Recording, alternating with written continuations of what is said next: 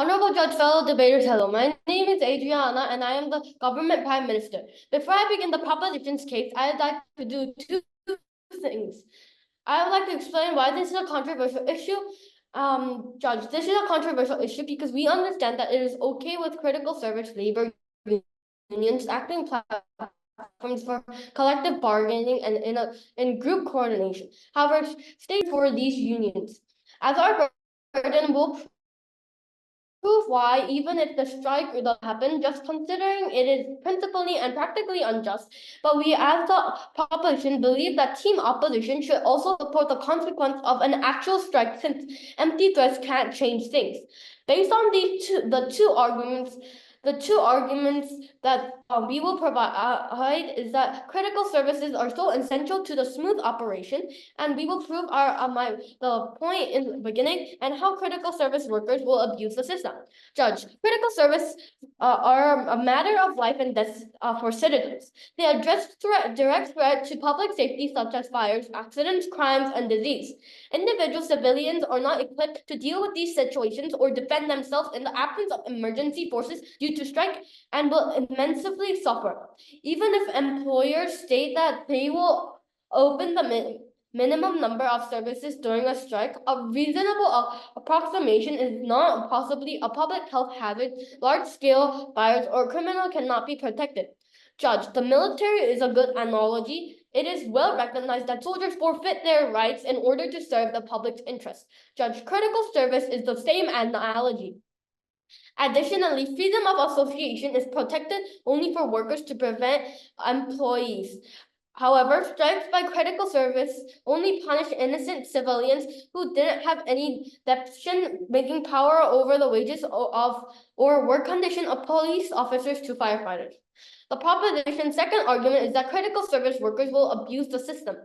Judge, critical service workers are likely to exploit the system and leverage their positions against the state. This is because no one will feel like their life is worth average income and would demand continuous wage increases.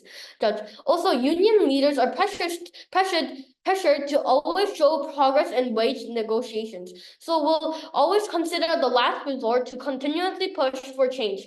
Among the doctors strike in South Korea right now, the doctors union leader said, quote by quote, "It's the government's last chance to comply to save South Korea from destruction."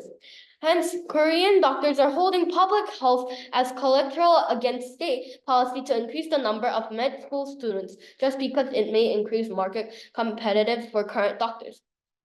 The two impacts is, first, the state is unlikely to meet demands due to the limited state budget because there are other state projects such as welfare or public infrastructure. The state cannot exponentially increase wages. Therefore, there's a high chance that negotiations will fail and strike will happen, endangering the lives of many. Second, even if a strike doesn't happen, a huge increase of wages means relocating the budget from critical service infrastructures. The opportunity cost is equipment such as fire trucks or emergency room maintenance. When budget allocation becomes populist due to fear of strikes, it's the public that bears the cost.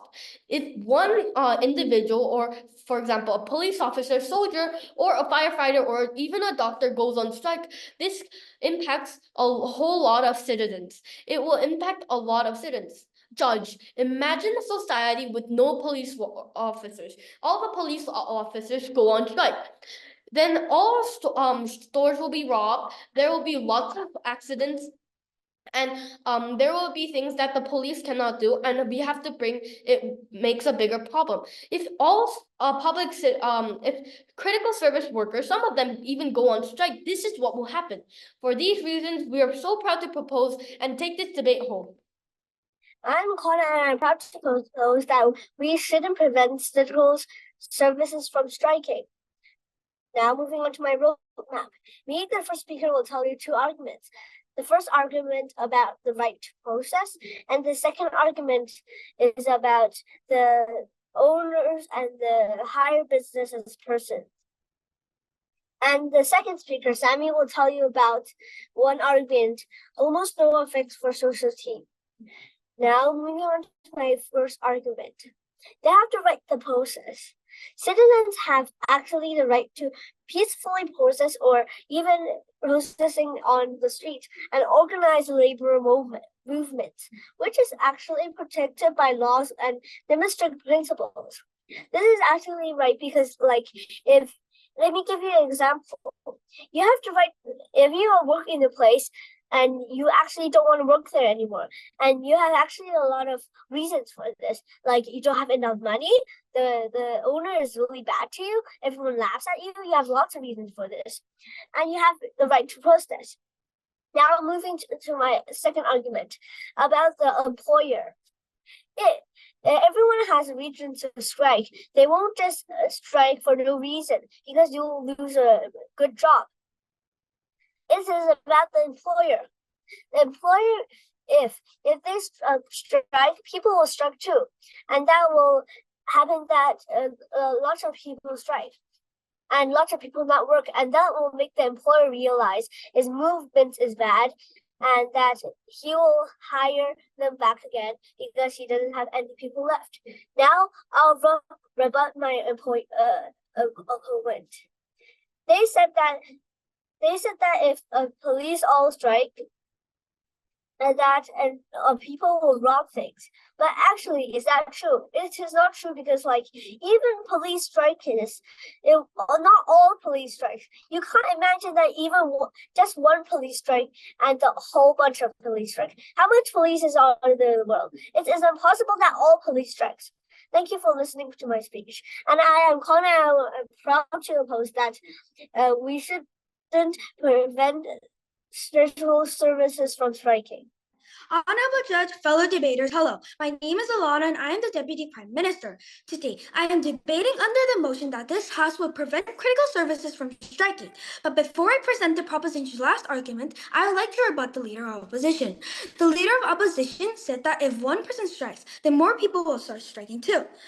However, this is not true. Some people do know that striking may have a big effect on the economy, and some people will not strike, even though other people may strike.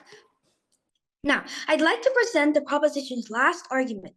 The proposition's last argument is that going on strike backlashes against service reforms. The public is already aware of the important responsibilities of critical service.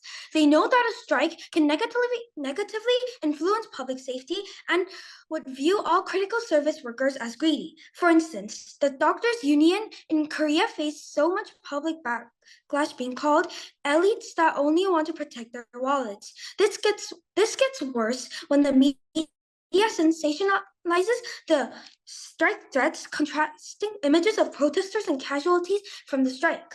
Imagine if all the doctors go on strike, then who would take care of ill patients? If doctors go on strike, then people will die if they get a sickness. Also, in Korea, doctors are actually going on strike because the government is trying to get more doctors, which means that the original doctor will get paid less. This makes the doctors go on strike. In our worst case, politicians already don't care about critical services and do not want to raise police or firefighter wages. When strikes become an option, then people will most likely go on strike rather than keep working if more workers are coming to the job. The impact is an erosion of political will for legislative change. Voters will, yes? So you said that they'll most likely strike, but who will strike when they have a good job? Wait, can you repeat? Because if new workers go into their job, into their original job, they will get paid less because more workers are working there, and the boss will probably not give that much money. Okay, back to my argument.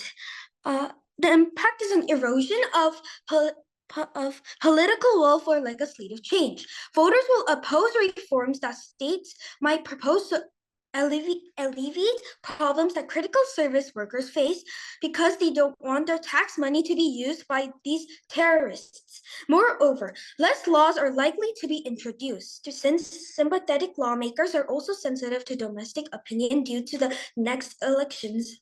To conclude, I presented one strong argument today that if we prevent critical services from striking, it backlashes against critical that if that a critical service it backlashes against critical service reforms.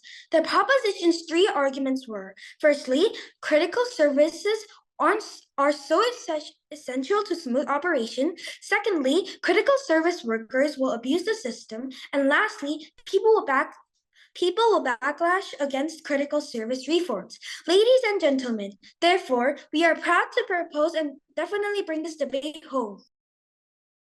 That they should pay, maybe they know this about this job anymore, hear about these robberies and these kind of things. So that this is the purpose. And this is my argument too. So now I'm going to say my argument. My argument is that if the kind of in the mechanism is that people who strike it a bad way, just as I rebut, they will need to pay their benefit by giving them money or losing his job or caring for these people, like caring for these victims and so on. And also my second mechanism is about that if they strike in a good way, which is they can choose a good time to strike, which there is no safety problems and they can cause no effects, and they can also let the government and their boss to know their hope and what they want to for example their services, the services are too bad and maybe they get too less money, and they can told their government and their boss can know that this is very important. And striking like this won't cause a lot. So now I move on to my impact. The impact is that this won't cause a lot, and even though it's caused a bad effects, these people who do this service these services, they can afford these bad effects by losing some money and caring for these victims and so on, just as I said. So actually this will cause nothing to the cause nearly nothing to the society. It will only let the government to know that they need a good, a more good atmosphere in working at a better place to work, or they need to get more money. And also that I think if you just prevent them from doing it, maybe this will. I believe that this will just cause them to be very angry, and you may argue that maybe they can use email. You can use email and send these things to them. But actually, this kind of email, it won't let the government to know many things about it. And also, if the government's very busy, it won't see it. So actually, only striking is the best way to tell the government what we think and what we deserve. Like we deserve to make this to get more money for our hard job. So at last, I still stand firmly on the. So at last, I still stand firmly on the cause side, and it's probably to prevent. It's probably to say that we shouldn't prevent critical services from striking because of it may let the government to give them no better money and better food, and for that it will not cause many things to the society, and it's the best way for them to tell the government what they think. Honorable Judge, fellow debaters, hello. My name is Claire. I'd like to analyze today's debate and explain why our side won. But before I do, let me rebut to the opposition's case. The deputy leader of opposition mentioned that they will strike in a good way and in a good time. However, for critical service workers, we believe that every second is important as working as a critical service worker. This is because, as we mentioned, it depends on people's life. Throughout the debate, I identified two clash points today that will hopefully settle this controversy. My first clash point is, shouldn't the government prevent strikes in the critical services to protect public safety and ensure service continuity? Today, we debate a fundamental question. Should critical services allowed to strike? I stand firmly in favor of preventing strikes in these sectors, not out of disregard for workers' rights, but out of a solemn duty to protect the lives and well-being of our citizens. Consider for a moment the consequences of a strike in emergency medical services. Lives hang in the balance every minute of every day. An interruption in these services can lead to tragic outcomes. Firefighters and paramedics rushing to scene of emergencies must not be hindered by labor disputes. Air traffic controllers ensuring the safe passage of millions of passengers daily cannot afford to halt operations due to strikes. They're not just jobs, they're missions of public trust and responsibility. Preventing strikes in critical services isn't just about suppressing dissent or ignoring it. It is about ensuring that these essential functions of our society operate smoothly and reliably. It is about safeguarding public safety and maintaining the trust of our communities in times of crisis. The government has a duty to uphold these standards and to provide the necessary framework for resolving labor disputes in a manner that does not jeopardize the lives and safety of our citizens. My second clash point is, wouldn't preventing strikes in critical services encourage peaceful resolution through dialogue and maintain service operations? Strikes in essential sectors such as healthcare, transportation, and emergency services can have far-reaching consequences, distributing vital services upon which our communities rely. However, preventing strikes does not mean ignoring the concerns and grievances of workers. On the contrary, it presents an opportunity to promote dialogue and explore alternative dispute resolution mechanisms. It offers effective channels for resolving conflicts peacefully, ensuring that both workers' rights and service continuity are upheld. By encouraging alternative dispute resolution, we foster a culture of collaboration and mutual respect between workers and employers. This approach not only mitigates the risk of service disruptions, but also strengthens labor relations, leading to more sustainable agreements and better working conditions over time. Furthermore, alternative dispute resolution mechanisms provide a structured framework for addressing grievances promptly and fairly, thereby reducing the likelihood of disputes escalating to the point of strike action. This proactive approach benefits not only workers and employers, but also the broader community by maintaining essential services without interruption. In conclusion, I urge you to consider the motion favorably. In summary, I presented two strong clash points today. Number one, shouldn't the government prevent strikes in critical services to protect public safety and ensure service continuity? Number two, wouldn't preventing strikes in critical service encourage peaceful resolution through dialogue and maintain service operations? Ladies and gentlemen, therefore, we are proud to propose that this House would prevent critical services from striking and take this debate home. Thank you. First, I will rebuild our sides. Only public services will strike, so there is still some private services. I know maybe that you're in a hurry to go to like the hospital, but if you are going to a hospital, you won't take a public service. It takes too long time. Like a public service, maybe like a bus or train. Are you really in a hurry? You may take a taxi. Taxis are example for private services. And now I will judge. I think we won this debate by going to three main questions. The first question is, if somebody has too much pressure on working, what will they do? They will need a time to go to a place where he or she can feel happy and calm. But the head of the firm will not give them the chance to go. So they will need to strike to make them feel happy and to make them feel no pressure. You won't say like we won't. Our side won't say that we should like always strike, but we will say that we need to strike. We can't like stay in the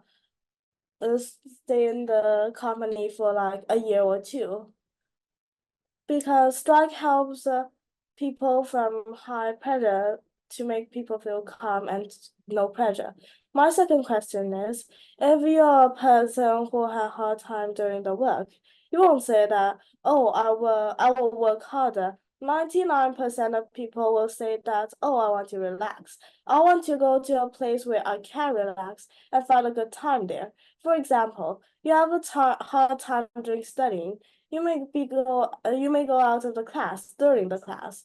The strike is the same. Strike is where you go out and to relax when it is the time for work. My third question is, no country will decide what people think, and some people will think. That's all that what will they think.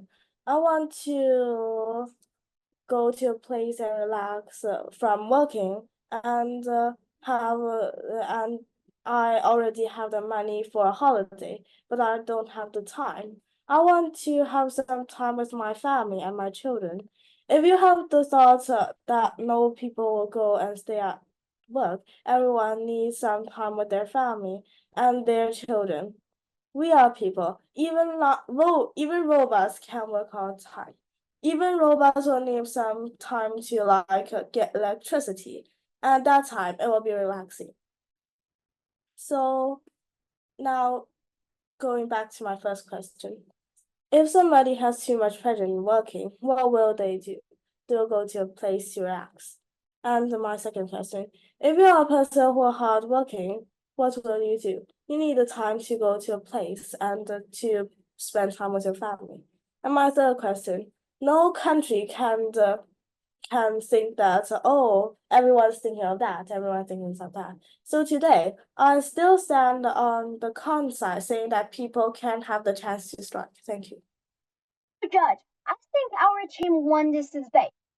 So first, I'm going to tell about some response to our argument. It's a response to our opponents. First, our opponents always focus on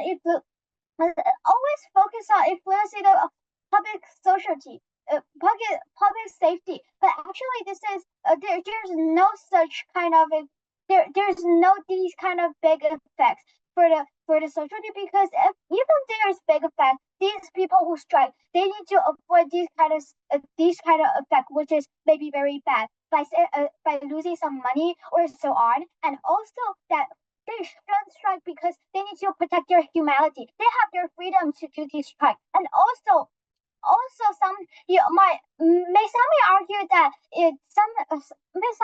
that there is no good time for them to strike, but actually some people think that their money is too less for them to live, and they think this money is more important than the bad effect. So at this point, they can strike. This is their freedom, and you shouldn't control that. They know that this is the risk, but they are still doing it. And at this point, this means that they really think this is very important, and you shouldn't control them, because if you control them, this will cause some bad effect, because only really bad things will cause them to say that they can afford these bad effects to the society. Even though they think they affect to the society, and also there's some also about it, I think that I stand firmly on the concept. I believe that win this debate, because our argument is much more necessary than theirs, because that we are about protecting the humanity, and also that striking won't cause many bad things to the society. Even though you said bad things is true, they can still control them. They can still avoid these kind of bad effects. At last, I think, Judge, you should work for us. Judge, as this debate has come to an end, allow me to summarize this debate. First, we, the government, provided 3 strong arguments that will definitely take this debate home. First, critical services are so essential to smooth operation. Second, critical service workers will abuse the system. Last, people will backlashes against critical service reforms. What these 3 arguments that we, the government, presented is that critical service workers are very essential in our society. There are police officers, soldiers, and even firefighters who help our society. They are people who keep our society safe.